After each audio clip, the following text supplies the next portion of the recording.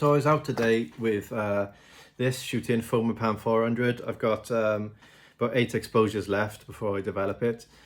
But I went into this antique shop and I came across this little rangefinder for sale. He wanted 25 quid. It came with his original case, and he threw in this handy little close, I guess it's a close range flash, because the bulb is quite small and it's got his sync cable, so I can stick that on the front there and off I go if I wanted to anyway. But they're quite handy, so I thought that's a fair enough deal. I checked the shutter. It seemed to fire okay at all the different speeds. 1 second was a bit hit and miss, but when I got it home, this is the original Minister Yashica. You can actually unscrew this completely, and you can get to the aperture blades, a bit of alcohol on something lint free, just to wipe them down because they get a bit sticky with old oil. And it seems to be fine now at 1 second. Not that I normally shoot at 1 second anyway, unless I'm doing ICM photography. But it's a weird camera. I've never used a rangefinder before. So you've got this light meter on the front with a little needle. I don't know if you can see that moving. And it gives you a number from 17 to 8. That's if you've got your ISO for the film set to 400. And then on the front of the dial, you've got the corresponding numbers. And if you set the number, which is told you on the light meter, which is accurate because I've tested it, it will set everything up for you, so the exposure is correct. I haven't tried it out yet, but I thought that's cool. It's 45mm lens, 2.8 is the maximum aperture.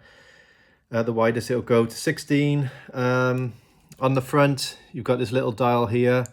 You load your film, manually move the dial around so the two things line up, 2 red dots, and then when you do your film, it will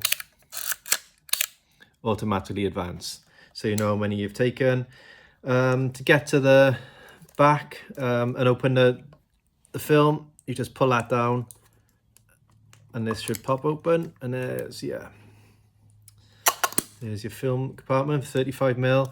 On the back, there's your rewinding lever. You set that to R, and then put your film back on the reel. What else to say? Oh, this is a bit weird. So when you're looking through, it's not like I'm used to an SLR. So you're looking through the lens, and that's how you focus, and you would move this up and down. But with this, you look just through this little finder here.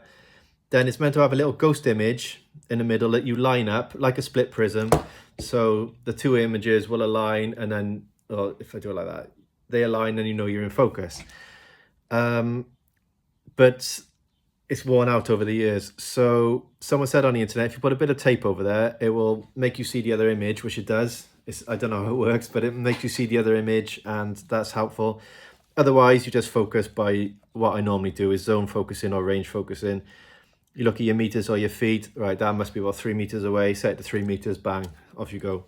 It's much quicker that way, especially for street photography. It's a leaf shutter, so it's much quieter than the normal shutter in my other SLR. And that's about it, really. Not